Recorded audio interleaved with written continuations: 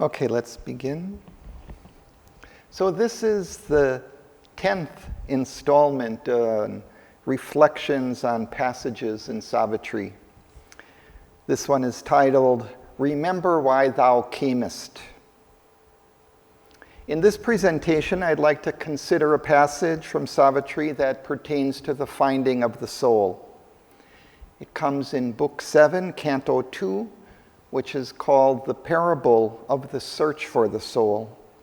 It starts at the beginning of the canto on page 474 and extends about 3 pages. In the sequence of the story, the Princess Savitri has already found her soulmate Satyavan and has married him. When she told her parents of her choice, the sage Narad, who happened to be present, revealed that Satyavan is destined to die in exactly 1 year's time. Despite the pleadings of her mother, the queen, Savitri stood by her choice of Satyavan. Now she is living with Satyavan in the forest hermitage where he stays with his parents. And she's keeping the foreknowledge of his impending death secret from both Satyavan and his parents. It's a terrible burden that she keeps buried in her heart. In the passage that we will consider, while lying sleeplessly with Satyavan one night, bearing that grief, she hears a voice from above directing her to find her soul, cast off her nature's limitations, and conquer death. It delivers to her a powerful message which is applicable to all of us. The passage begins, as in the vigilance of the sleepless night, through the slow, heavy-footed, silent hours, repressing in her bosom its load of grief, she sat staring at the dumb tread of time and the approach of ever-nearing fate. A summons from her being's summit came, a sound, a call that broke the seals of night. Above her brows, where will and knowledge meet, a mighty voice invaded the mortal space. It seemed to come from inaccessible heights, and yet was intimate with all the world, and knew the meaning of the steps of time, and saw eternal destinies changeless scene, filling the far prospect of the cosmic gaze. In the opening part of the passage, we see Savitri unable to sleep, waiting for, feeling in each passing hour the approach of death coming to take away her beloved Satyavan. She carries in her heart a heavy load of grief, which she is repressing, refusing to show it in her words or appearance, lest Satyavan or his parents discover the dreadful fate awaiting them. It is in this darkness of night and soul that Savitri hears a voice from above. It is a summons, like an order to appear before a court, a call that breaks through the enclosing darkness. It seems to come from some great divine height, for it carries a divine wisdom that knows the meaning of the steps of time and the course of destiny. It is intimate with all the world, knowing all its movements and turns of fate, seeing with its cosmic gaze all things and their future. While this is certainly an extraordinary occurrence, it is not so very remote from human experience. It gives a touch of divinity which may come to any of us, and which may come when it is least expected. Here, Savitri is overcome with grief in an enormous darkness which seems to be growing ever deeper with each passing hour, and promises to engulf her and her cherished Satyavan completely. It is at such times, in the dark night of the soul, that the divine often comes to people, as has been noted in various spiritual scriptures throughout the ages. There are references to this in the Bible, such as in Lamentations 3 and Matthew 26, the latter of which depicts Jesus' sorrow in Gethsemane prior to his crucifixion.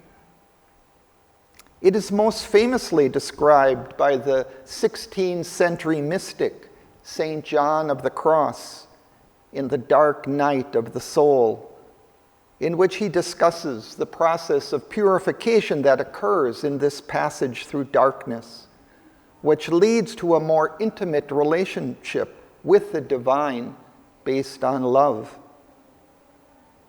Other Christian mystics, such as Teresa of Avila, Thomas Merton, and Meister Eckhart, have also described similar experiences. It is there in other religious traditions too, and is also known in yoga. I too personally went through a dark period which led to my turning to spirituality, and others have mentioned to me that they have gone through similar difficult periods. It is expressed in the familiar line, "The night is darkest before the dawn." We may note here the first sentence of the treatise of St. John of the Cross, which I mentioned above, which is a commentary on his short poem, The Dark Night, which gives us a window into the significance of this state of the soul. He says, "Into this dark night, souls begin to enter when God draws them forth from the state of beginners, which is the state of those that meditate on the spiritual road, and begins to set them in the state of progressives, which is that of those who are already contemplatives, to the end that, after passing through it, they may arrive at the state of the perfect, which is that of the divine union of the soul with God."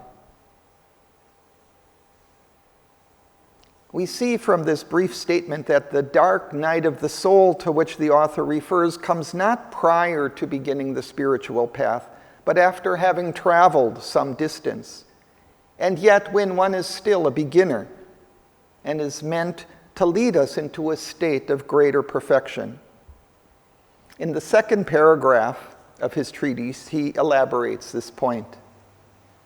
He says, "It must be known then that the soul, after it has been definitely converted to the service of God, is, as a rule, spiritually nurtured and caressed by God, even as is the tender child by its loving mother, who warms it with the heat of her bosom and nurtures it with the sweet milk and soft and pleasant food, and carries it and caresses it in her arms.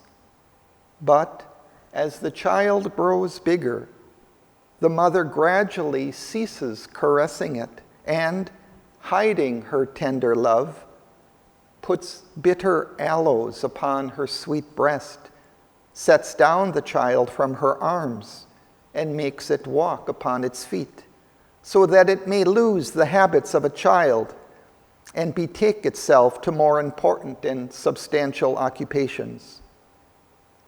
The loving mother is like the grace of God, for as soon as the soul is regenerated by its new warmth and fervor for the service of God, he treats it in the same way. He makes it to find spiritual milk, sweet and delectable, in all the things of God, without any labor of its own, and also great pleasure in spiritual exercises. For here God is giving to it the breast of his tender love, even as to a tender child. We get a related view of the experience, perhaps more nuanced and recurrent in its phases of light and darkness, in the following letter by Sri Aurobindo from Letters on Yoga 3, page 479. He says, "There are always alternations in the intensity of the force at its work. It comes with great power and effects something that had to be done. Then it is either concealed or retires a little, or is felt but from behind a screen, as you say, while something comes up that has to be prepared for illumination. And then it comes in front again and does what has to be done there. But formerly, while the support, help, even the deeper consciousness was always there, as you now rightly feel, yet when a veil fell, then it was all forgotten, and you felt as if there was nothing but darkness and confusion. This happens to most sadhaks in the earlier stages. It is a great progress, a decisive advance, if at the time when the force is working from behind the screen, you feel that it is there, that the help and support, the more enlightened consciousness is there still. This is the second stage in the sadhana. The third is when there is no screen, and the force and all else are always felt, whether actively working or pausing during a transition. Perhaps the key point to be taken from both St. John of the Cross and Sri Aurobindo is that the dark periods we go through on the spiritual path are also part of the divine working, that they are phases in which there is a working of purification of the unrefined elements of our nature. This working may be quick or protracted, depending on the present state of the evolving nature and also upon the faithfulness, aspiration, and openness of the outer being to the divine support that is working unseen by us behind the screen and which is directing the purification process. So let's continue with the passage. As the voice touched, her body became a stark and rigid golden statue of motionless trance. A stone of God lit by an amethyst soul. Around her body's stillness, all grew still. Her heart listened to its slow, measured beats. Her mind, renouncing thought, heard and was mute. Why camest thou to this dumb, death-bound earth? This ignorant life beneath indifferent skies, tied like a sacrifice on the altar of time. O Spirit, O immortal energy, if 'twas to nurse grief in a helpless heart, or with hard, tearless eyes await thy doom. Arise, O soul, and vanquish time and death. The first sentence, which describes her body becoming a rigid, golden statue of motionless trance, a stone of God lit by an amethyst soul, is interesting because it depicts a condition that may occur to us during meditation, when the consciousness retires deep within or else rises above the body. It seems to be a natural phenomenon that the body enters into this rigid pose as the consciousness leaves the body and enters into higher or deeper conscious states. Perhaps analogous to the immobility of the body that typically occurs during ordinary dream states. In this state, all around her became still, and her mind became quiet. In that silence, she hears the voice from above with its powerful question, "Why camest thou to this dumb, death-bound earth?" The question raises both a profound philosophical issue and a deeply personal one for every individual, including Savitri.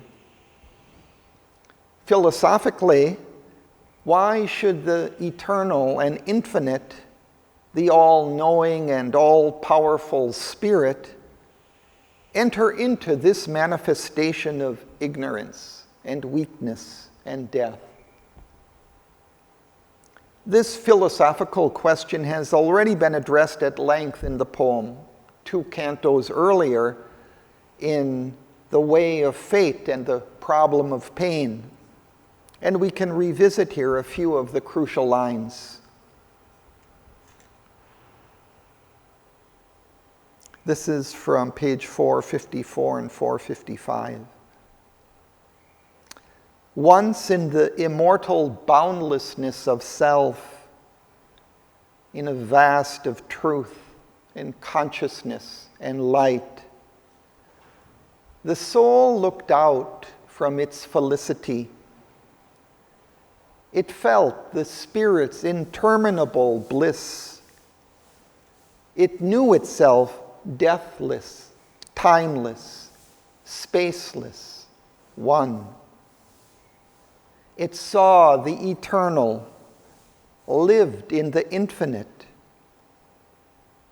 Then, curious of a shadow thrown by truth, it strained toward some otherness of self. It was drawn to an unknown face peering through night.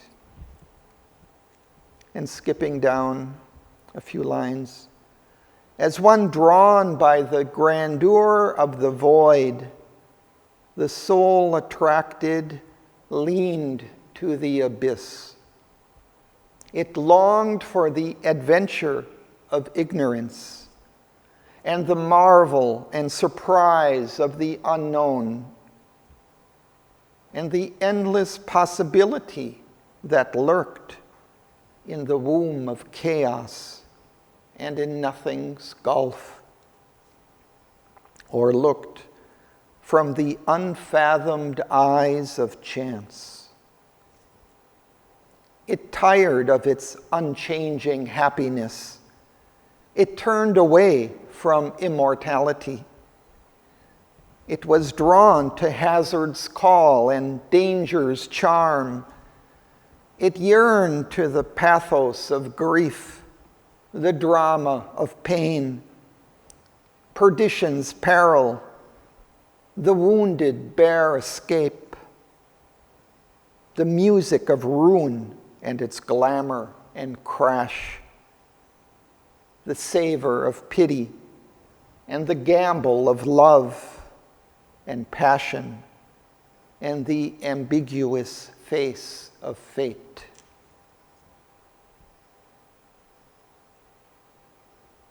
But more personally, this question, why camest thou to this death-bound earth, is a key to unlocking the mystery of our personal existence, the meaning and mission of our life in this perplexing world. It is the seed from which spiritual seeking and spiritual endeavor sprout. Before asking ourselves this question, we may be content in pursuing our ambitions, our pleasures, our trivial amusements, our duties, our habitual activities. But a time comes when we look around and see the enormity of suffering and death on this earth. Or perhaps these things strike a close friend or family member, and we find that our earlier trivial pursuits no longer satisfy, no longer have meaning for us. We sense that there are greater issues at play in our life which we have been avoiding. We start to ask, why is it all? Why am I here? What is the purpose of my life? And then we begin a search for answers. We begin the search for the soul, though we may not yet call it that. The voice addresses Savitri in particularly relevant terms. O spirit, O immortal energy. Of course, Savitri is a special being, an incarnation of the Divine Mother, the consciousness force of the Supreme Being. But these terms are also applicable to us. We too are a spirit, a soul who has incarnated on this earth, in this body. And our soul too is an immortal energy. Our ultimate mission on this earth, too, is to unite with our soul and then to manifest its divine possibilities through the body. The voice directs Savitri. Arise, O soul, and vanquish time and death. By finding and uniting with our soul, we also discover eternal life, for our soul is eternal, passes from one life to another, and does not die with the body. But the further mission is that once we have found and united with our soul, we are to transform this mortal life and body into fit vehicles for our immortal soul. They must eventually become transparent extensions of it and share in its divinity and immortality. Continuing with the passage. But Savitri's heart replied in the dim night, my strength is taken from me and given to death. Why should I lift my hands to the shut heavens, or struggle with mute inevitable fate, or hope in vain to uplift an ignorant race, who hug their lot and mock the Savior light, and see in mind's wisdom's, and see in mind wisdom's sole tabernacle, in its harsh peak and its inconscient base, a rock of safety and an anchor of sleep. Is there a God whom any cry can move? He sits in peace and leaves the mortal's strength impotent against his calm, omnipotent law, and in conscience in the almighty hands of death.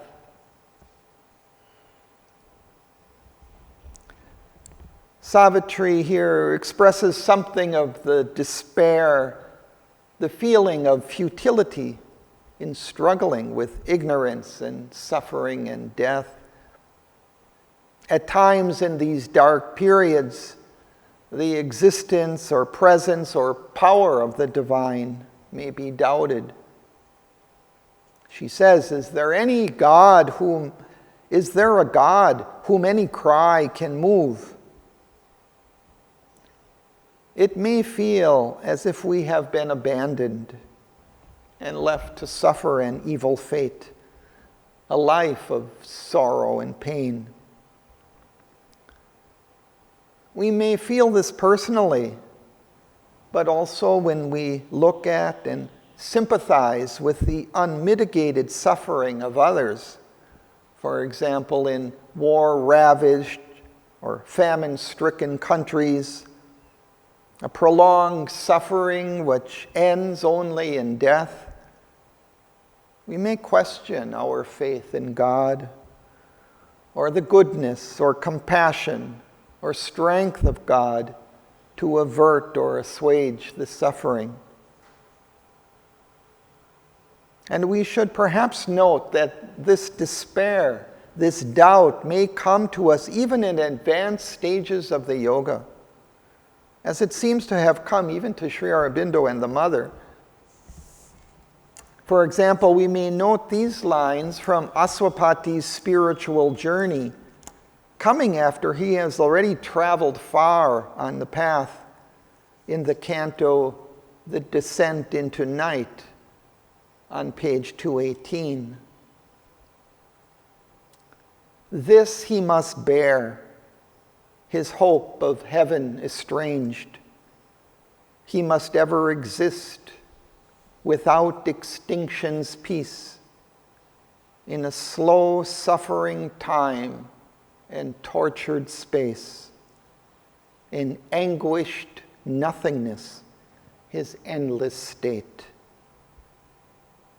A lifeless vacancy was now his breast, and in the place where once was luminous thought, only remained like a pale, motionless ghost, an incapacity for faith and hope, and the dread conviction of a vanquished soul, immortal still, but with its Godhead lost, self lost, and God, and touch of happier worlds.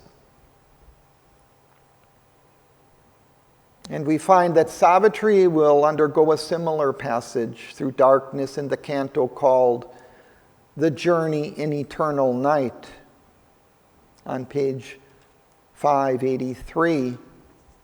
Sri Aurobindo writes, in the smothering stress of this stupendous naught, mind could not think, breath could not breathe, the soul could not remember or feel itself. It seemed a hollow gulf of sterile emptiness, a zero, oblivious of the sum it closed, an abnegation of the Maker's joy, saved by no wide repose, no depth of peace, on all that claims here to be truth and God and conscious self and the revealing word and the creative rapture of mind and love and knowledge and heart's delight, there fell the immense refusal of the eternal no.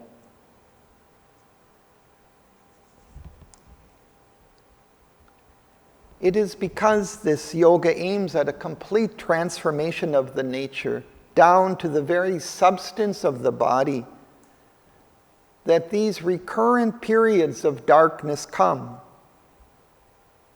Step by step, descending lower and lower, we have to identify with each layer of our being, even with the obscurities of our subconscious, even with the blank emptiness of our inconscient base, in order to offer them in a spiritual surrender to the Divine Mother, to remold them in a divine form. Sri Aurobindo and the Mother were pioneers in this work, clearing and showing the way for others to follow. The passage continues. What need have I? What need has Satyavan to avoid the black meshed net, the dismal door, or call a mightier light into life's closed room? a greater law into man's little world. Why should I strive with earth's unyielding laws or stave off death's inevitable hour? This surely is best to pactize with my fate and follow close behind my lover's steps and pass through night from twilight to the sun across the tenebrous river that divides the adjoining parishes of earth and heaven.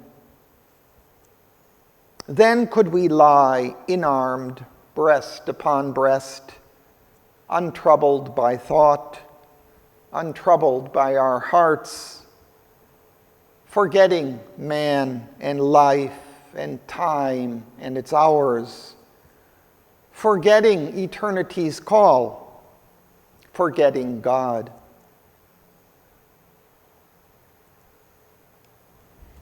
Here, Savitri seems to question the need to confront the massive challenge to change human nature. She already senses the immortality of her soul and her ability to unite with Satyavan in a heavenly realm in death itself.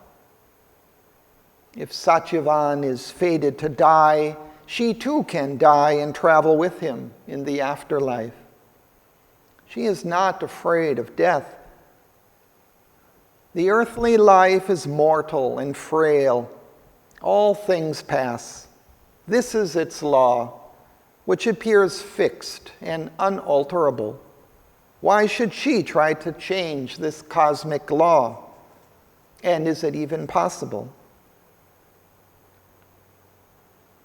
We may note that this part of the passage seems to carry echoes from an earlier exchange between Savitri and her mother, the queen, who had argued with Savitri to turn away from her marriage with Satyavan once they had discovered his fate.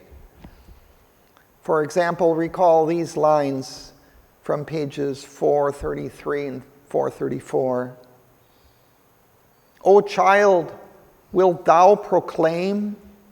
Wilt thou then follow against the law that is the eternal will, the autarky of the rash Titan's mood, to whom his own fierce will is the one law, in a world where truth is not, nor light, nor God?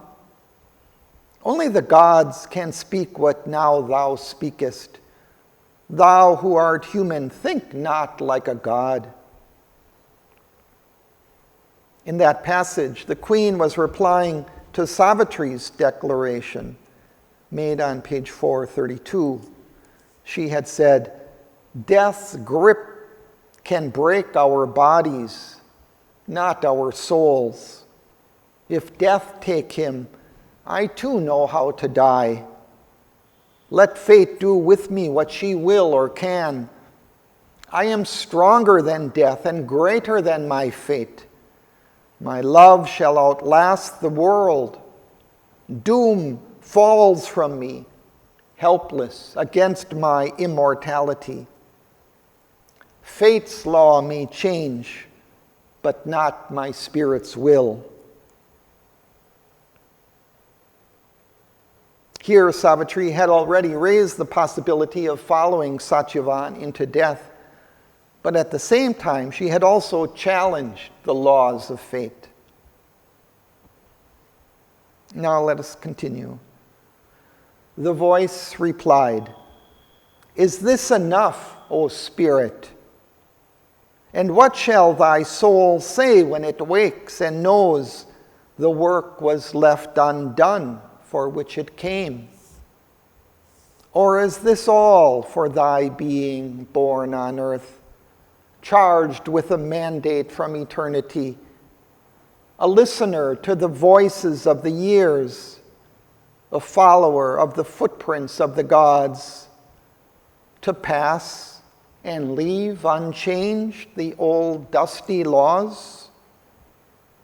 Shall there be no new tables, no new word, no greater light come down upon the earth, delivering her from her unconsciousness, man's spirit from unalterable fate?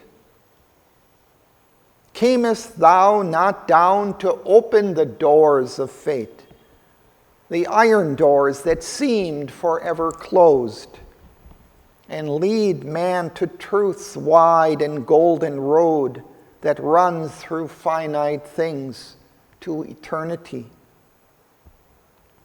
Is this then the report that I must make, my head bowed with shame before the eternal seat? His power he kindled in thy body has failed. His laborer returns, her task undone.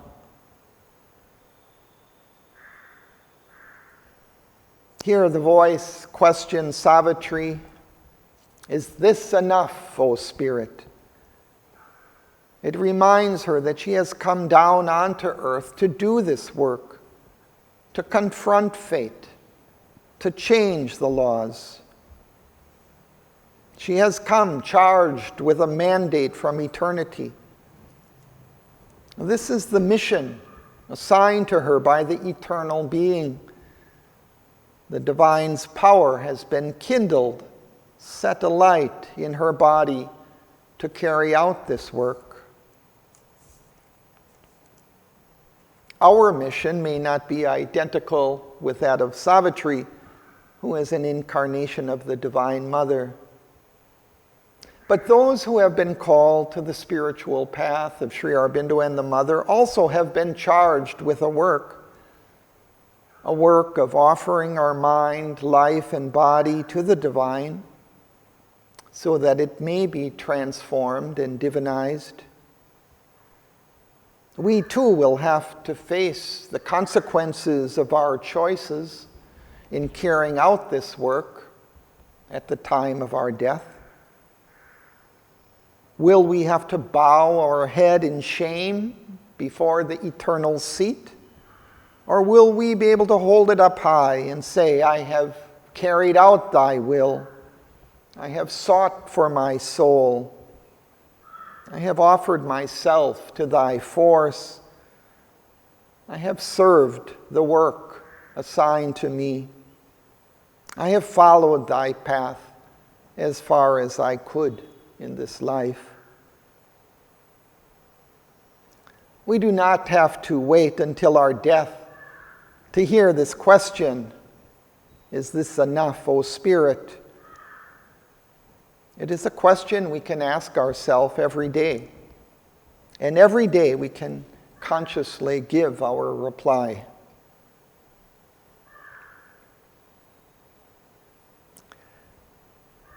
Then Savitri's heart fell mute. It spoke no word. But holding back her troubled rebel heart, abrupt, erect and strong, calm like a hill, surmounting the seas of mortal ignorance, its peak immutable above mind's air, a power within her answered the still voice. I am thy portion here charged with thy work. As thou myself seated forever above, speak to my depths, O great and deathless voice. Command, for I am here to do thy will.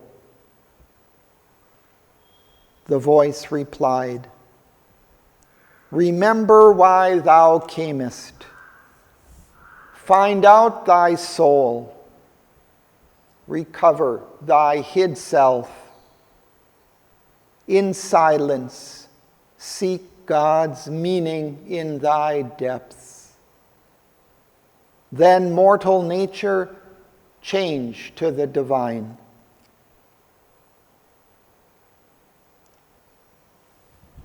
Savitri's rebel heart falls silent, and in that silence rose a power from deep within her soul that gave reply. Our own rebel heart, our own mental and vital being also must be held back and controlled and silenced. And in that silence, the power of our own soul can take charge of our being and decide and act and guide our outer actions. This power speaks and says, I am thy portion here, charged with thy work. The psychic being, or soul personality, as Sri Aurobindo calls it, is a portion of the divine self that is seated forever above. It has descended into this ignorance for a work, the transformation of the ignorant nature into a divinized nature. But for this work to be done, the outer nature must become aware of that psychic being within. The voice replied, remember why thou camest. Find out thy soul. Recover thy hid self. In silence, seek God's meaning in thy depths. The voice directs Savitri to silence the clamor of her outer being, and in that silence to seek God's meaning in the depths of her soul, and unite, identify with her soul, and enable it to take charge of her life and nature. When that reunification has been done, then mortal nature change to the divine. That is the work that she and we have come here on this earth to carry out. All the rest is just by the way.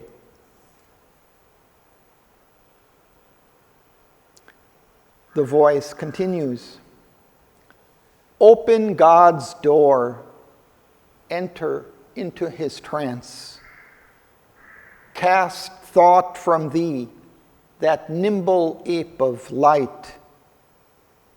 In his tremendous hush, stilling thy brain, his vast truth wake within, and know and see. Cast from thee sense that veils thy spirit's sight. In the enormous emptiness of thy mind, thou shalt see the Eternal's body in the world. Know him in every voice heard by thy soul. In the world's contacts, meet his single touch. All things shall fold thee into his embrace. Conquer thy heart's throbs. Let thy heart beat in God. Thy nature shall be the engine of his works. Thy voice shall house the mightiness of his word. Then shalt thou harbor my force and conquer death.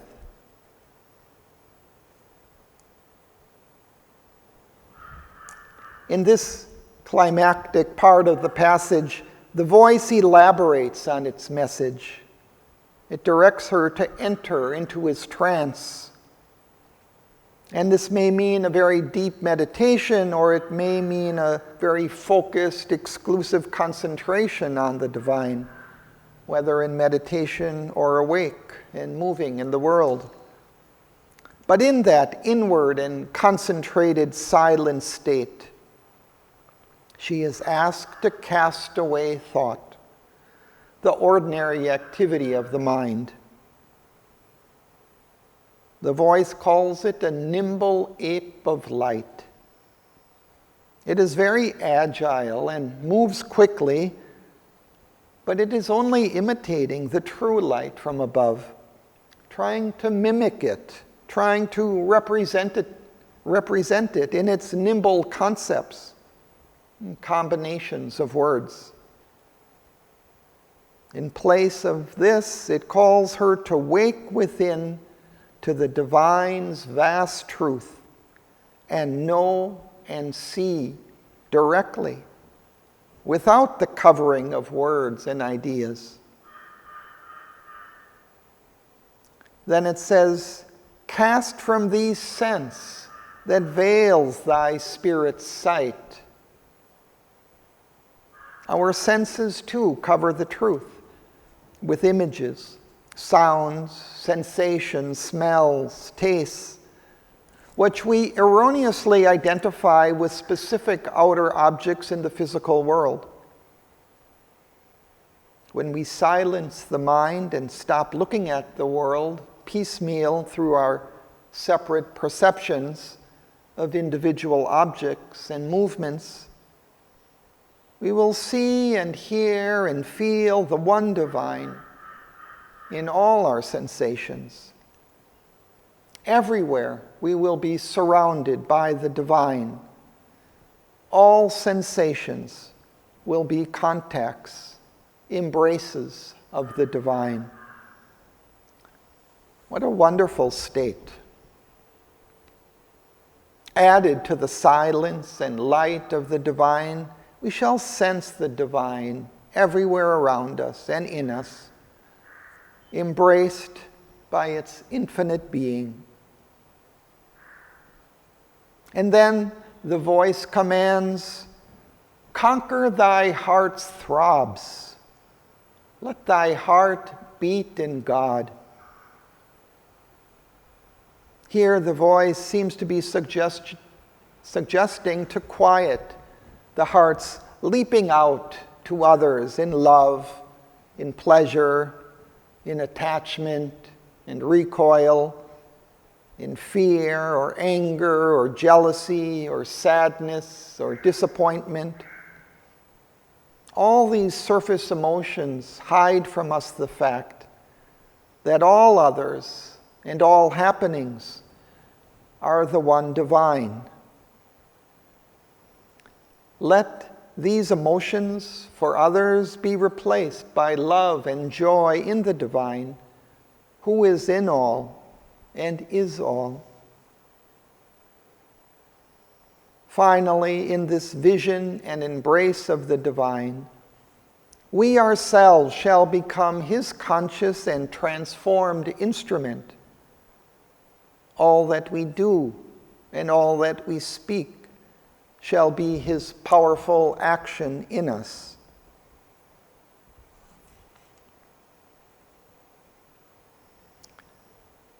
Then Savitri by her doomed husband sat, still rigid in her golden motionless pose, a statue of the fire of the inner sun.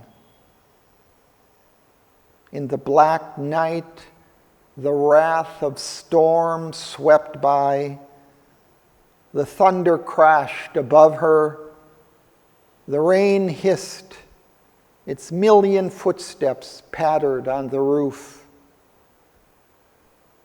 Impassive, mid the movement and the cry, witness of the thoughts of mind, the moods of life, she looked into herself and sought for her soul. The voice recedes, and Savitri remains seated in her deep meditation beside her husband, like a statue of the fire of the inner sun.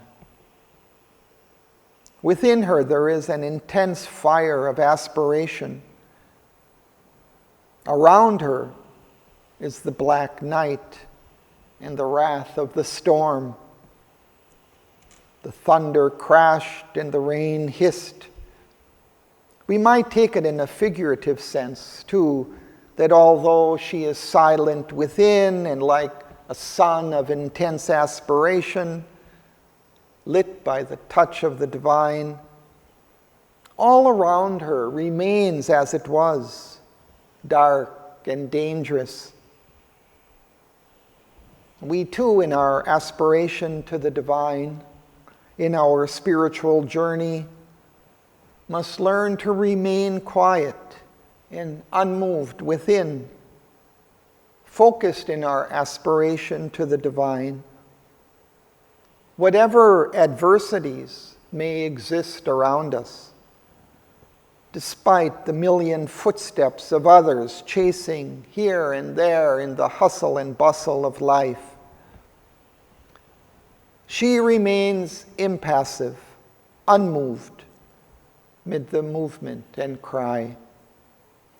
She stands back as a silent, unmoved witness consciousness, observing but not identifying with her thoughts and feelings.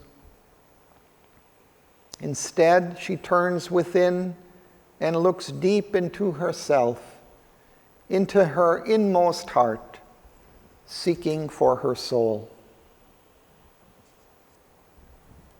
Thank you.